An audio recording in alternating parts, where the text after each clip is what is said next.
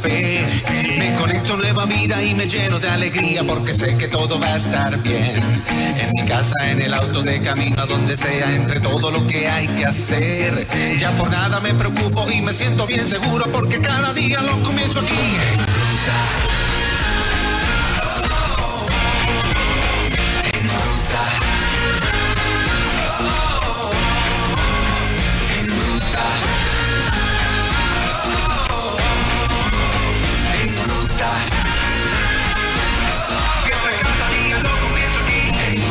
Bueno, listos para un segmento muy esperado, y esta es una versión que se llama Las Señales de los Tiempos, exclusivo de En Ruta, Nueva Vida 97.7.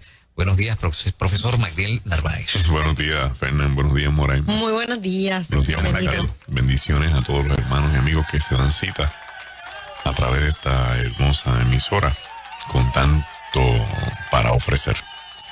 Habíamos dicho el martes pasado que íbamos a estar hablando hoy de la situación y de la condición actual de los Estados Unidos de Norteamérica.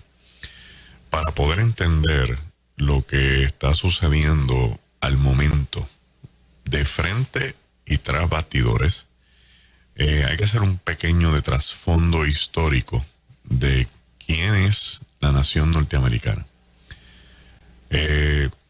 Todos conocemos y celebramos hace unos días atrás el Día de Acción de Gracia, conmemorando el día que los peregrinos tuvieron a bien dar gracias al Señor en la nueva nación, que era un proyecto de Inglaterra. Francia, España e Inglaterra por más de 200 años se habían convertido en los países colonizadores del mundo. Se coló Portugal ahí de vez en cuando, pero estos son los tres países que más estaban en las agendas de colonizar. España ya estaba saliendo, ya está decayendo su imperio de los 1400 finales, porque venían cansados de la guerra con los musulmanes para expulsarlos del terreno ibérico. Se quedaron con los ánimos de la cuestión bélica, encuentran unos mapas, que es la realidad, de que existen tierras al otro lado, que los vikingos ya las habían visitado y otra gente. Colón decide irse en este proyecto y usted sabe el resto de la historia. España se queda prácticamente con más de 3/4 partes del Nuevo Mundo, del conocido Nuevo Mundo. Inglaterra empieza a gestar el elemento de colonización desde África, y ahí monta lo que se llama el Triángulo Negro. El Triángulo Negro es un triángulo entre Inglaterra, África y las colonias de Estados Unidos para llevar esclavos. De ahí la película Amistad con Samuel Jackson. Entonces, las colonias, que son 13 colonias originalmente en la costa este de los Estados Unidos de Norteamérica, trabajan para la corona inglesa. Y son ingleses que están trabajando en el nuevo territorio llamado las colonias. Por eso se llaman colonias, porque tienen que suplirle al imperio, en este momento los británicos, hasta que en un momento determinado las colonias empiezan a entender que es excesivo lo que está pasando, que no tienen por qué estar rindiéndole tanto a Inglaterra a cambio de casi nada, que no sea opresión. Firman la Carta de la Independencia. Inglaterra no estuvo de acuerdo, obviamente, con eso, así que se forma la Guerra de la Independencia de los Estados Unidos de Norteamérica.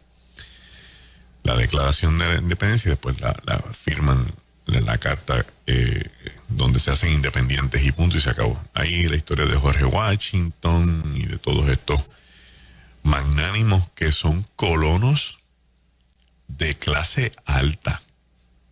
Son gente rica, no vamos a confundirnos. Estos son colonos wealthy, como dicen los americanos. Ahí está Washington, John Adams, Quincy Adams, que es el hermano, Thomas Jefferson, y de ahí otros más que son la mayoría de los que están en las caras de los presidentes muertos de los billetes americanos. Cuando se montan las 13 colonias, entonces deciden redactar la Constitución de los Estados Unidos de Norteamérica para defender a la famosa frase "We the people". We the people, pero "We the people" no lo firma todo el mundo, lo firman los que redactan la Constitución y los que entienden que ellos son los representantes de todas estas colonias que están en este nuevo mundo. Y ahí surge. En esa historia, te pregunto rapidito, ¿permeaba el pensamiento cristiano en esos Founding Fathers? Sí, porque el origen de las colonias es un origen religioso. Los peregrinos vienen también buscando libertad religiosa de la corona. Entonces hacen un acuerdo. Nosotros nos vamos de Inglaterra y somos colonias, ¿verdad? Para que el acuerdo se rompe, pero la mentalidad en sus principios son las bases de los movimientos presbiterianos, metodistas, discípulos de Cristo, lo que llaman las iglesias tradicionales. La base está ahí envuelta. Y por eso todo el tiempo el nombre de Dios está en este proyecto nuevo. Ellos redactan un documento que se llama el Destino Manifiesto. El Destino Manifiesto es que Dios nos trajo a esta nación para adelantar la causa aquí y donde quiera. Y con ese documento, que tiene unas cuantas páginas, ellos salen a la conquista del oeste, desde el este hasta el oeste, y se van detrás del oro, detrás de todas las tribus que existían en Estados Unidos, que eran más de 300 tribus indígenas, que hoy viven unos poquitos en unas pequeñas reservas. Quiero una nota, decirle a los hermanos que nos escuchan, ¿verdad? Que cuando uno se criaba, le decía, este es vaquero y este es piel roja, porque creíamos que todos los indios son piel roja, pero los piel rojas son una tribu de las 300, de los más salvajes, by the way. Sí, pues ahí están los Sioux, los Cheyenne, los Cherokee, los Puebla, los Mohicanos, los Oriones, los Hurones. Ahí hay montones. Y viene esta conquista, se sigue entonces poblando la nación y eventualmente ocurren fenómenos interesantes. Por ejemplo, la nueva nación, ahora llamada los Estados Unidos de América, compran la Florida a España, compran Luisiana a Francia y compran California. Entonces, toda esta parte de la Baja California, los estados llamados Nuevo México, Arizona, Texas, pertenecían a México. Entonces, cuando ellos llegan ahí, con las divisiones del ejército, empiezan las peleas con los mexicanos. Esas grandes peleas, grandes luchas. De ahí surgen las historias de Pancho Villa, entre otros. Y conquistan los territorios con la población allí. O sea, ellos no expulsan a los mexicanos, ellos conquistan los territorios con los mexicanos adentro. De ahí sale la frase gringo, porque los soldados americanos tenían uniformes verdes y los mexicanos aprendieron que verde se dice green y go de vete, gringo, y de ahí la palabra gringo para este tipo de algunos detallitos, ¿verdad? Por encimita, para enriquecer la charla. Entonces, ya tenemos 48 estados, aquí en una historia rápida de un semestre, en unos minutos. Se incorpora eventualmente Hawái, Alaska, Rusia se la vende a Estados Unidos. Y ya tenemos 50 estados, 1800 aproximadamente. Los Estados Unidos quiere seguir adelantando su destino manifiesto, pero ya no haciendo más estados. Deciden quedarse con 50 estados. Ahora vamos a ir a otros países a ayudar al gobierno que esté en turno, a establecer nuestra política y de ahí a negociar con el mundo. Entonces Estados Unidos se convierte en la nación de más conflictos bélicos en la historia. La nación de más conflictos bélicos en la historia. O sea, la nación con el mayor número de invasiones es Estados Unidos. Por este destino manifiesto de esta es la democracia, este es el capitalismo, este es Dios, vamos a hacer esto con las naciones que sean. Entraron incursiones en Centro, Suramérica, en el Medio Oriente, ni se diga. Y ahí vienen a las conquistas, primero las conquistas de Filipinas, Cuba y Puerto Rico, que todavía eran colonias españolas. Entonces, se añade, porque la Constitución lo permite, lo que se llaman territorios. Tenemos estados y tenemos territorios incorporados, que no pertenecen a los 50, pero sí están bajo la sombrilla de la nación norteamericana. Dentro de toda esa amalgama histórica, al principio los estados decidieron que para poder regir el gobierno de la nación debería existir un sistema uniforme en todos los estados. Y desde el principio se habló de un sistema federado. Sistema federado. Entonces tenemos 50 estados con un sistema federal que es el que gobierna la nación. Y en la Constitución se establece todos los derechos y los poderes y las leyes que tiene el sistema federal y aquellos que le son delegados a los estados que no conflijan con la ley federal. O sea, el estado puede hacer sus leyes siempre y cuando no entre en contravención con el sistema federal.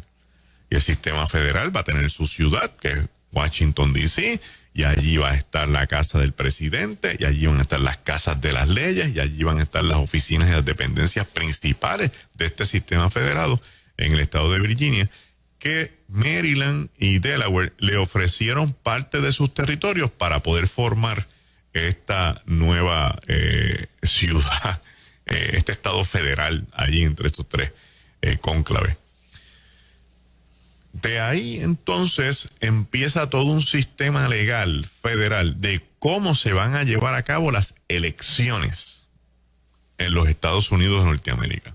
Por eso la gente dice, estoy confundido, no entiendo bien esto. No se sienta mal, porque yo le voy a explicar algo y no se crea que este es el maracachimba de la cosa, porque hasta yo tengo ciertas dudas, pero lo que sí sabemos del sistema dentro de la Constitución de los Estados Unidos de Norteamérica es que todo ciudadano norteamericano mayor de 18 años de edad tiene derecho a las elecciones que se van a llevar a cabo cada 4 años. Y tiene derecho a las elecciones por todos los puestos electivos que la nación tenga. ¿Y qué implica esto? Bueno, porque la nación norteamericana vota por los jueces. Si ustedes han ido a visitar, han ido a las casas y vota por fulano para juez, vota por fulano para el county, hay votaciones de todas clases y todos colores. En el caso del presidente de la nación norteamericana, se hace lo que se llaman la instalación de unos colegios electorales. Estos colegios electorales están definidos por poblaciones dentro de la nación norteamericana, dentro de cada estado. Los colegios electorales suman un total de 538, si yo no me equivoco, sí, 538 colegios electorales. Nevada tiene como 15, aquel tiene 20, este tiene 3, o sea, se distribuyen en los 50 estados.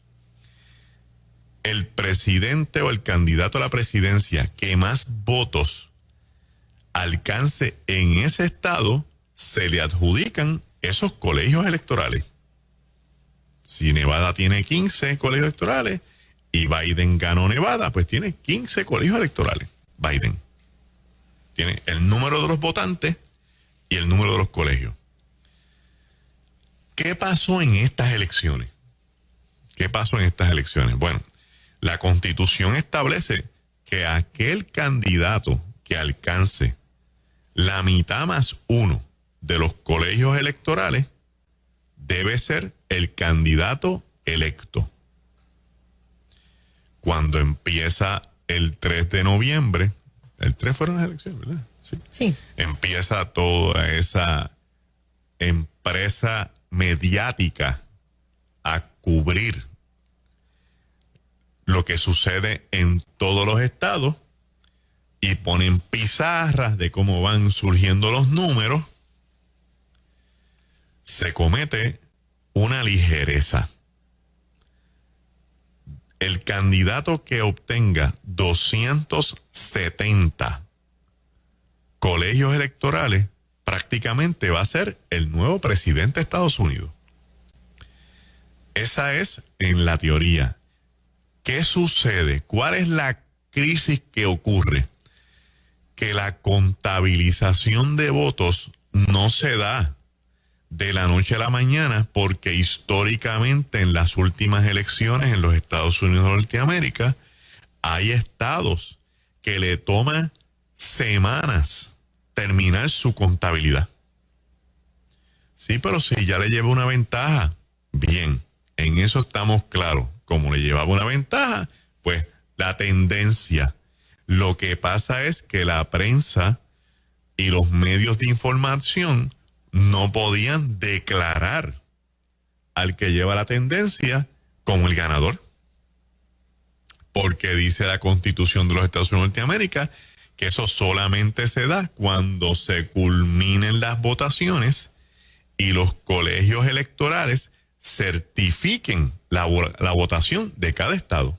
Y eso todavía no se había dado. Creo que hasta ayer o antier fue que se vino a dar eso.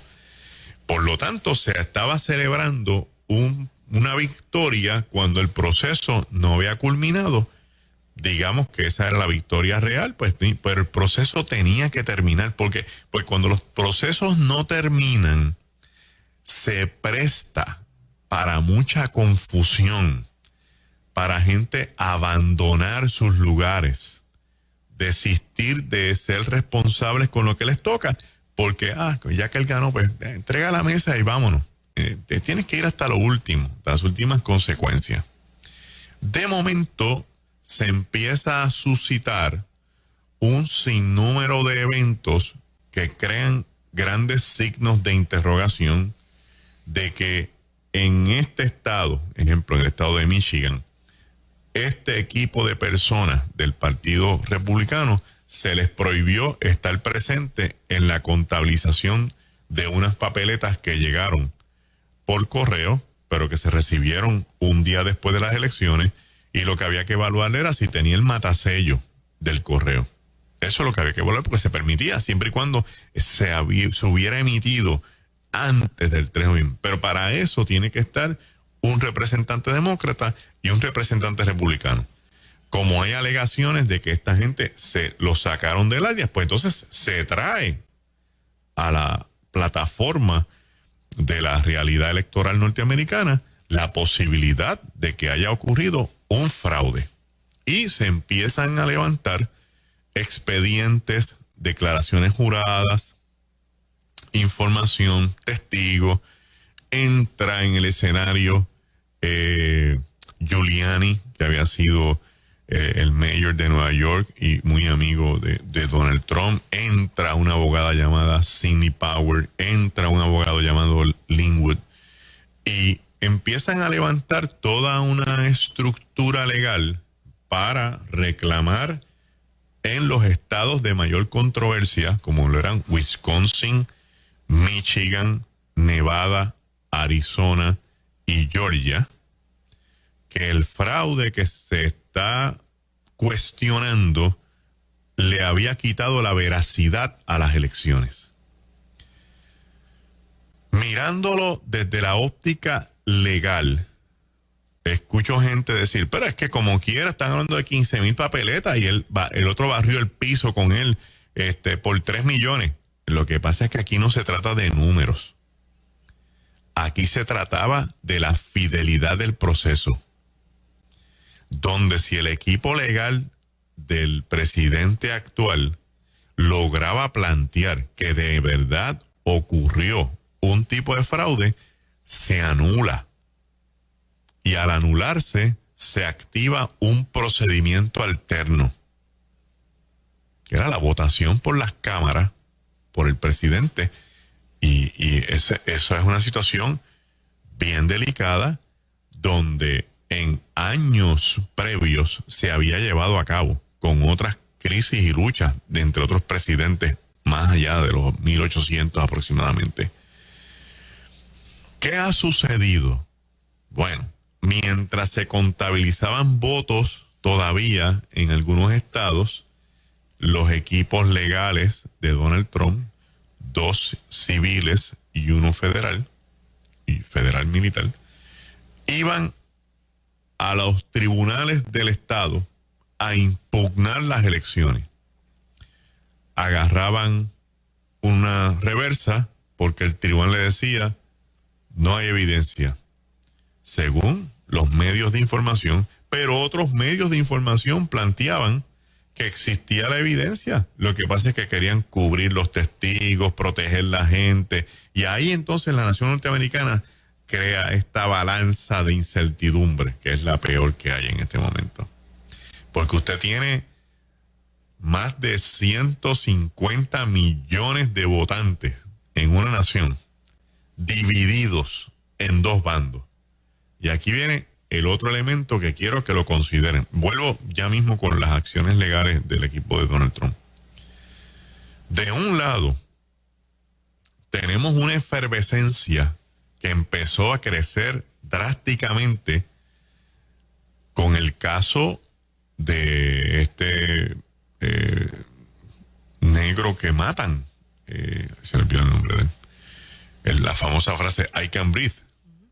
Y se desata toda una campaña de justicia social, de reclamo, y Black Lives Matter. Y entonces salen los otros a reclamar, no, All Life Matters.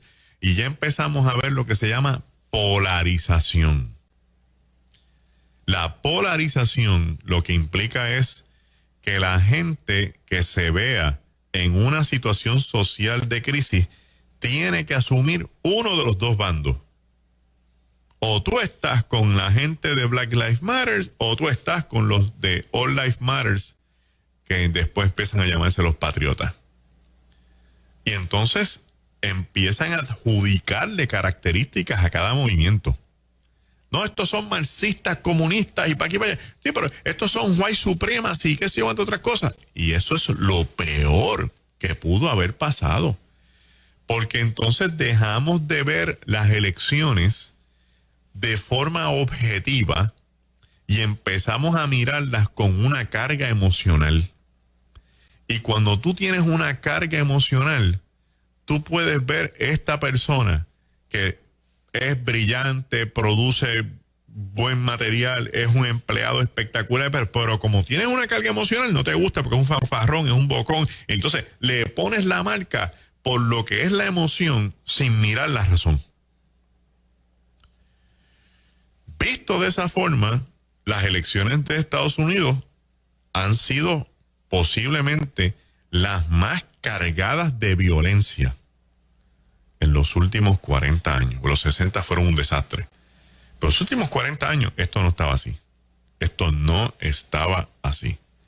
Entonces, los issues que se presentan sobre este elemento eleccionario son más graves todavía.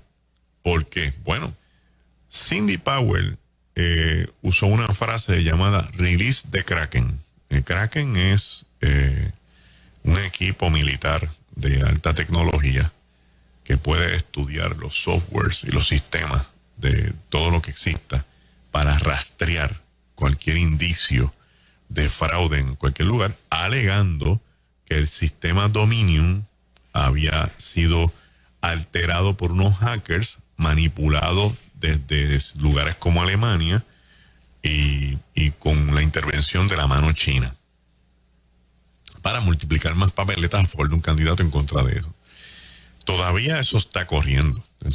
Esa bola no ha llegado a su fin. Todavía esa bola sigue picando. ¿A dónde va a llegar? No sabemos. La verdad y a la certeza es que en este momento los colegios electorales hacen sus certificaciones. La mayoría de los tribunales falló en contra de los equipos del presidente de Estados Unidos, Donald Trump, que fue en alzada en algunos circuitos apelativos, que tampoco le dieron la visto bueno, que tiene la opción de llegar al Supremo de los estados y al Supremo Federal.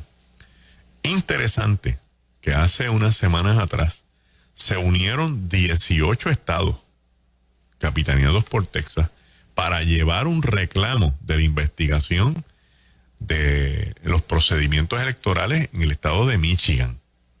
Y la corte le dio no lugar. Le dio lugar, pero fíjese que es un proyecto interesante, porque ¿qué hay detrás de 18 estados que tienen en mente ir en contra de otro estado para que se evalúe su proceso electoral? Ahora tenemos las cámaras prácticamente van a ser dominadas por los demócratas, un candidato presidencial demócrata, Joe Biden, y su vicepresidenta Kamala Harris, que si no hay un cambio en todo lo que yo he dicho aquí en los próximos días, el 7 de enero asumen la presidencia de los Estados Unidos de Norteamérica. Mucha gente con animosidad emocional querían sacar a Trump y a su familia a pata limpia de la Casa Blanca. No los pueden sacar porque todavía él es el presidente. Su término termina el 31 de diciembre del 2021, del 20. Hubo problemas porque ellos tienen que asignar a una persona que está en el equipo de trabajo para que empiecen las transiciones de lo que se quedó pendiente, de los asuntos todavía por negociar, las cuestiones de los presupuestos, los nombramientos que tienen que venir de camino. Y eso toma tiempo y no le conviene a un nuevo presidente electo entrar sin todavía tener a la mano todo esto. Eso se hace. Pero mirando, por ejemplo, en la historia, cuando la lucha entre Al Gore y George Bush hijo, que hubo una crisis eleccionaria por el estado de la Florida, que era el estado que iba a decidir las elecciones presidenciales, los colegios electorales. Después del 5 de noviembre se tomaron 37 días en lo que se definía esto. O sea, no fue tampoco de la noche a la mañana, y hubo que llevar esto a los tribunales. Los tribunales resolvieron a base de un caso que hubo en el pasado, que es prácticamente lo que estoy explicándole hoy yo aquí, con lo que se llaman los colegios electorales. En este panorama de tanta incertidumbre, yo tengo que decirle por lo menos tres líneas en esto, ¿verdad?, que nosotros tenemos los jueves de la señal de los tiempos. Número 1, no importa cómo resulte esto para el 2021, digamos que pasa algo y Trump se queda en la presidencia, que no pasa nada y Trump sale de la presidencia y entra Biden, vamos a entrar en un 2021 con una nación herida, bien herida en muchos aspectos y en algunos de ellos vinculantes con la iglesia. Pues porque las plataformas de los partidos quieren agrupar todo lo que ellos entienden que es lo mejor para sus ciudadanos. Y hay detalles de la plataforma del Partido Demócrata que van a traer controversia con la iglesia. Pues porque la iglesia tiene sus principios y no puede negociar sus valores ni el lugar donde está. Las cosas como son. Número 2, la imagen internacional de los Estados Unidos está sobre la mesa. ¿Por qué está sobre la mesa? Porque para muchos países por mucho tiempo Estados Unidos ha representado esta nación de carácter firme, de disciplina, de que las cosas se hacen como se hacen, y usted escucha a la gente, te veo a las 8, a las 8 o a las 8:30, no, 8 hora americana. Esta frase implica esta nación que los asuntos de gobierno se llevan de una estructura. Entonces, muchas de las instituciones por estos 4 pasados años han estado heridas de muerte. La gente tiene desconfianza en el FBI, la gente tiene desconfianza en la CIA, la gente tiene sus reservas con con el servicio secreto. Se queda en el aire que hay unas supuestas evidencias de cosas que el gobierno de Estados Unidos ha estado encubriendo por tanto tiempo. Entonces, el pueblo, la ciudadanía se queda con la expectativa de que ¿en quién vamos a confiar? ¿Dónde vamos a depositar nuestra fe aquí? Entonces la duda, ¿será cierto que el hijo de Biden tenía negocio con los chinos y con la gente de allá de Europa? Esto es real. Si esto es real, ¿qué implica que Biden sea el nuevo presidente? Va a haber entonces este tipo de situación. Mientras el gobierno corre por un lado, los negocios corren por el otro. No estoy diciendo que eso es lo que va a pasar. Lo que quiero que me escuche es el ambiente que hay. El espíritu que reina en este momento sobre los Estados Unidos de Norteamérica es un espíritu de crisis, es un espíritu de desacierto y es un espíritu de incertidumbre mortal para que una nación pueda echar hacia adelante. Y tercero, ¿qué le toca a la iglesia? ¿Cuál es el rol protagónico de la iglesia en un escenario como este? Pues mire, hermano, orar. Unirnos a orar. Para que el reino de los cielos se establezca en la tierra, como dice el Padre Nuestro. Para que el Señor tome los gobernantes, los primeros ministros, los primeros ejecutivos de los mundos, los presidentes que sean, gusten o no gusten, y les dé luz y los dirija. Los dirija por el bien del mundo, por el bien de la humanidad. Que esto es algo interesante. O sea, Trump está saliendo de la Casa Blanca, pero entonces se autoriza la vacuna que le ha traído tanto gozo y tanta esperanza y tanta felicidad a tanta gente. Y tú dices, ¿y por qué esto no lo hicieron antes? Y lo vienen a hacer ahora en la parte final. Me digo que todavía la FDA está ahí entre si la firma o no. Tenemos que orar más que nunca, porque no se trata de que entra un nuevo presidente o se queda el que está, perdón. Se trata de qué va a pasar con los Estados Unidos, cómo quedaron. Esta es la misma imagen del final de la película Rocky, la primera. Apollo Creed ganó por decisión dividida, pero los dos llegaron a un hospital, que es lo que da la base para la segunda película. O sea, no es que tú ganes, es cómo quedas, es cómo queda el país. Entonces, a esto le vamos a sumar las grandes crisis económicas que están ocurriendo en Estados Unidos por consecuencia del COVID, los abastecimientos y los recursos que se han afectado en gran manera, incluso por las situaciones climatológicas. Se espera un invierno devastador que va a traer crisis en las cosechas. Y el 2021, que es un año que esperanzados nosotros en que venga con muchas cosas buenas, la iglesia tiene que ponerse a orar.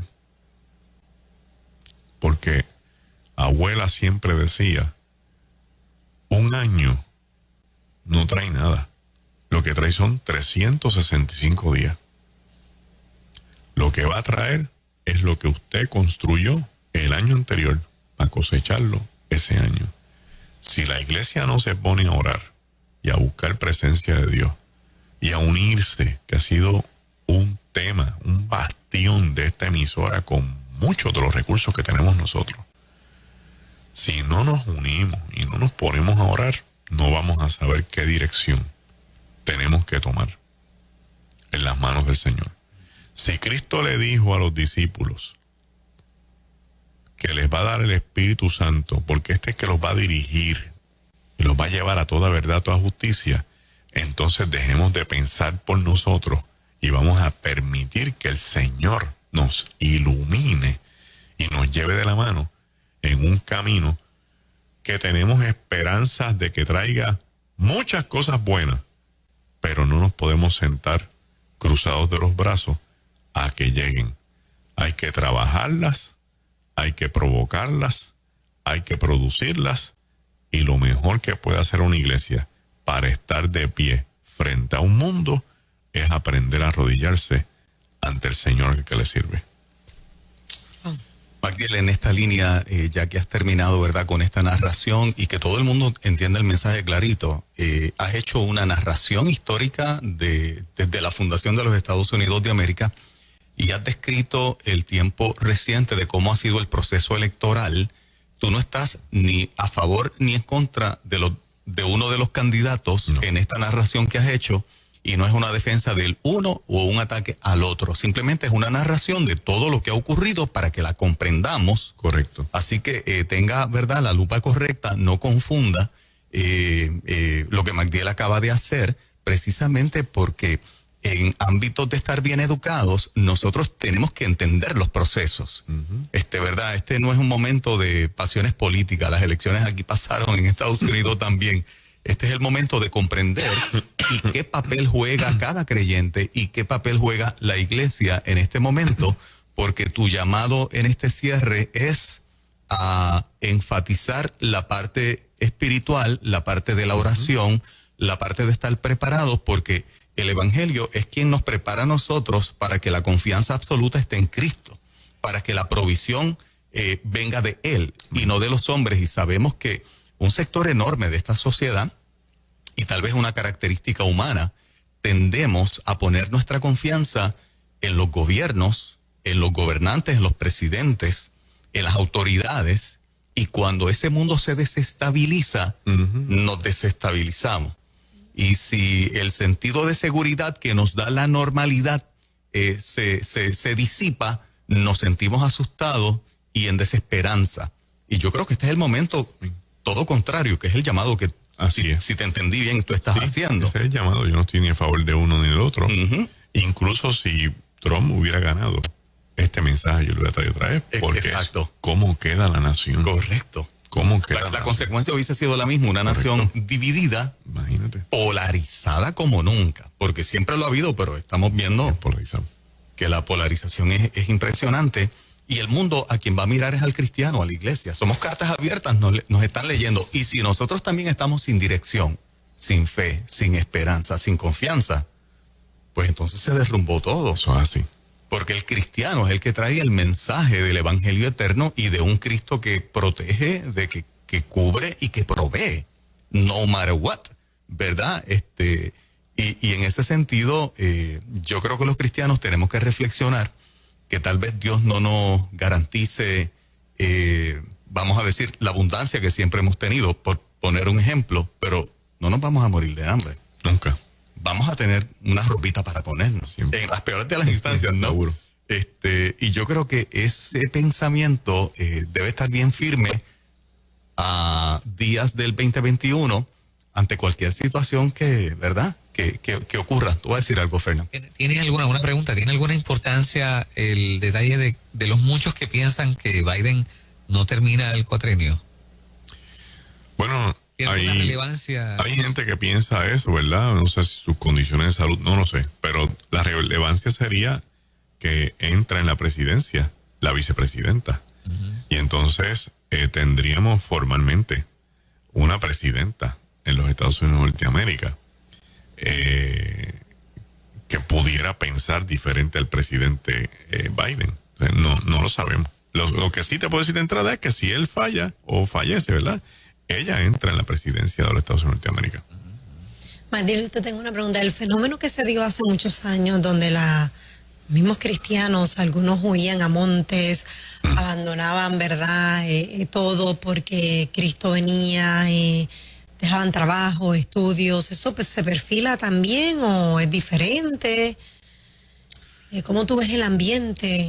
Cuando los A nivel del ambientes, mundo, ajá. cuando los ambientes se cargan de esta forma, usualmente las personas sacan de su interior toda una tablilla de mentalidades apocalipsistas.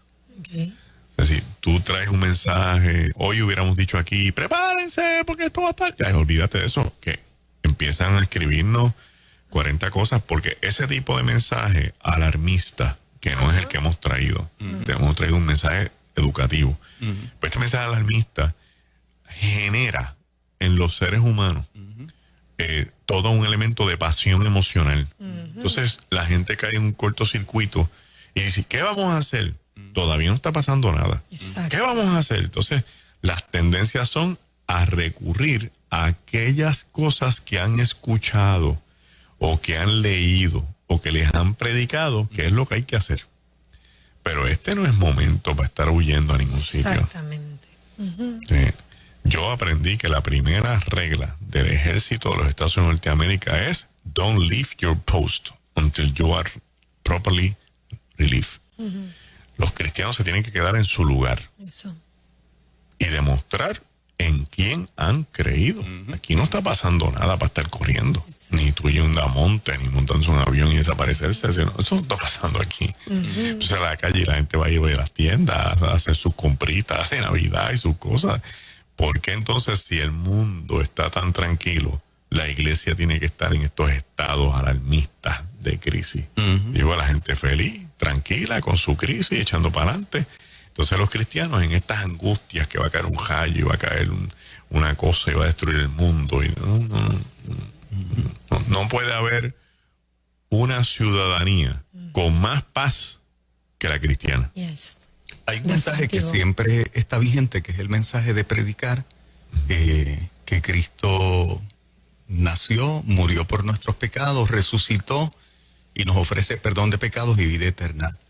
Ese sigue siendo el mensaje vigente que deberíamos estar enfocados en llevar. Precisamente estamos en una época navideña. Ese es el mensaje, Juan. Ese es el mensaje. Ese es el único mensaje que nos dijeron que predicaron. Ese es el mensaje de su regreso inminente. Y cuando la gente me plantea, pero chico, esto de que Cristo va a regresar, y dije, bueno, si tú crees que vino una vez, no tiene por qué dudar que puede venir una segunda vez. El que le encanta el mundo con todos los problemas que tiene y las enfermedades, que ahora mismo la solución es una vacuna porque se detuvo el mundo. Sí, pues, yo pretendo creer que bueno, si hay un permanente. creador, ¿verdad? Debe haber algo mejor para mi vida. Total, Yes, absolutamente. definitivo. Y que el mismo Jesús fue el que dijo, me voy a prepararles morada, porque donde yo voy a estar, yo quiero que ustedes estén, ¿verdad? Van a estar Pues, conmigo, los vengo a recoger. Mensaje de Asunto de- esperanza. Sí, Un asunto de él. Hay gente que entonces plantea que eso no es, lo dijo Cristo, que esto se añadió en los evangelios. Y ahí yo les meto el freno y digo, ok. Entonces, ¿qué hacemos con las epístolas de Pablo? ¿Qué hacemos con la epístola de Pedro? Que también creen que eso es así. A ellos también le manipularon los textos y la conciencia. ¿Qué hacemos con esta gente que estuvo dispuesta a morir creyendo que Cristo regresaba? ¿Estás tú dispuesto a morir por una mentira? ¿Estás tú dispuesto a que te maten la familia por algo que a ti te consta que es mentira? No creo. las señales de los tiempos. Magdiel Narváez con nosotros en esta mañanita. Gracias, Sí. Magdiel. A ustedes, hermano. Interesante, un mensaje de esperanza, de aliento, ¿verdad? Para recibir un nuevo año con nuevas expectativas. Vamos a celebrar a Cristo. Claro, no hay por qué continuar con lo que hemos visto y hemos vivido, que es una realidad, pero podemos comenzarlo con una mentalidad diferente. Así es. MagdielNarváez.com. 939-402-6081. Gracias, Magdiel. A ustedes.